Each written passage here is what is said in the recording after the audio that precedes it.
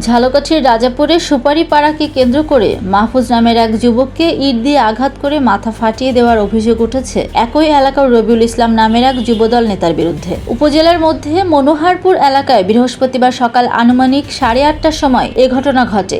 রবিউল ইসলাম একই এলাকার আব্দুল সোমেদ মৃধার ছেলে এবং আহত মাহফুজুর রহমান ওই এলাকার মৃত মোশারেফ খানের ছেলে। আহত মাহফুজুর রহমান জানান, আজকে আবার আমি সুপুরি করতে গেছি, যাওয়ার পরে আমাকে দরিয়া মারধর করছে, আমাকে হত্যা করার চেষ্টা করছে, ইট দিয়ে বাড়ি দিয়ে আমার মাথাটা ফাটাই ফেলাইছে।